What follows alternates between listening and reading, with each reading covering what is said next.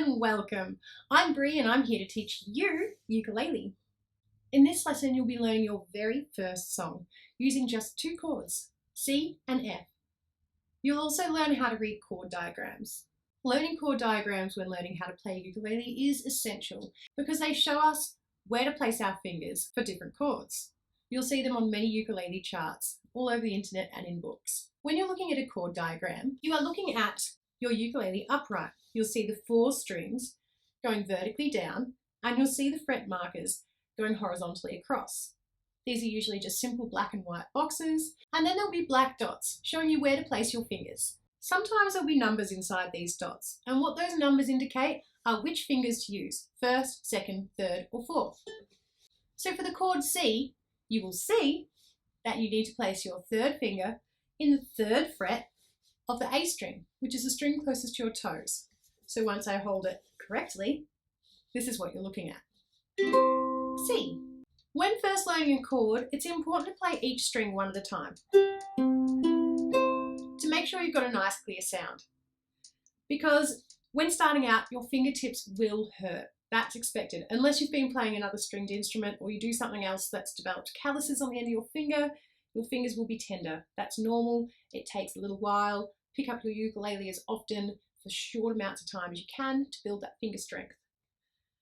But what you want is to have a nice curled finger so that you're playing with the tip of your finger, not the flat part of your finger. This is why it's essential to make sure your fingernails are trimmed as well. I'm sorry if you've got long fingernails. You're just going to have to sacrifice them just for your left hand so that you can have a nice curled finger that can push that string right into the neck of your ukulele. If you don't push it all the way in, it'll sound similar to this. This can also happen if you're right on top of the metal bar. You don't want to be there. You want to be just next to it. People say imagine hugging it. So you're right up close to it, not on it.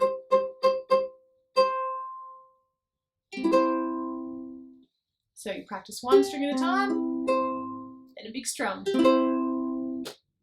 For F, you'll see the numbers 1 and 2, so you're using your first and second finger, peace sign fingers, and your first finger is going on the 1st fret of the E string, and your second finger is going on the 2nd fret of the G string. Now for F, you want to check that you've got those nice curly fingers, and you play the 1 string at a time, then strum. Ensure you have a nice clear sound. A common thing that happens is that your hands are tilted down a little bit and that 2nd string down from your nose, that C string, will sound muted like this. That's because your finger's making a connection up here. So you need to make sure it's nice and curved. Imagine that something could crawl through the hole of your hand so that each finger is only touching the string that it should be. These are the 2 chords we'll be working with today. Starting with holding C, I'm going to show you a few different ways we can strum. You may have noticed before, first time I strummed down with my finger. And to do this, you're looking at the area where your body meets your neck, not over the sound hole like you would the guitar. This is another reason why I like the strap tied up here, because it really places your arm in an ideal place to strum the correct way. What you want to do is glide the top of your fingernail down vertically with your frets. So down towards your toes, as if you're flicking something off your strings. And to come back up, you can either use that finger to come back up, or you can follow up with the top of your thumbnail. So down and up. It should be a really gentle motion, and it should glide over the top of your strings.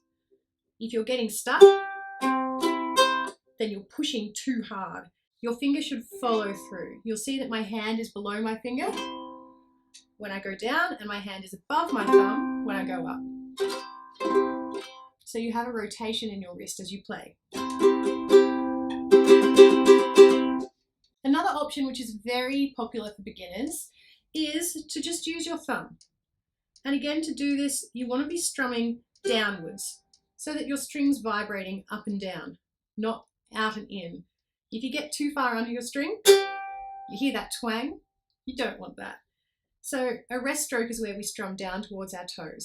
You'll hear that beautiful tone compared to That's what you don't want to do.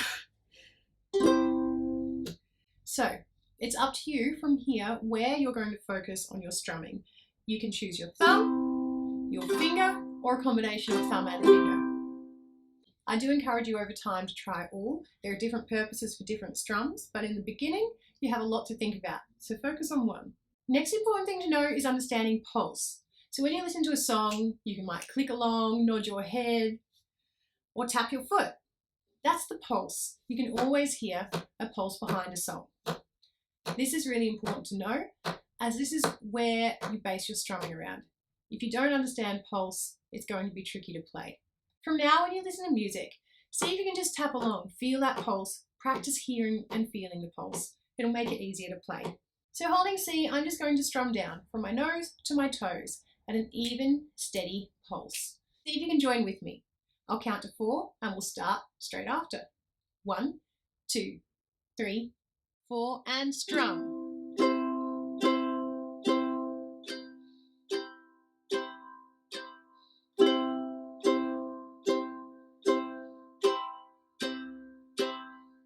And stop. Did you notice the different sounds when I use my thumb and my finger? You'll notice that the thumb has a softer sound compared to the fingernail. For now, you really want to get used to that strong down strum on the pulse. And we'll get to the up strums in the next lesson. While getting used to this C chord, practice singing Row, Row, Row Your Boat. Now, traditionally, Row, Row, Row Your Boat is not all just a C chord. We'll get to that. But you can play it over a C. It's a really great start. So holding C and just strumming with me, we're going to sing Row, Row, Row Your Boat. 3, 4. Row, row, row your boat gently down the stream. Merrily, merrily, merrily, merrily, life is but a dream. Singing and playing can be hard work, so it's really good to choose songs you know and love that are simple when starting out trying to sing and strum. If you can get started now, even better. The next challenge for Row, Row, Row Your Boat is we're actually going to play it using an F chord, which changes the key, which means it changes where we're singing. This, admittedly, is going to be a little low for my voice, but let's try to sing together.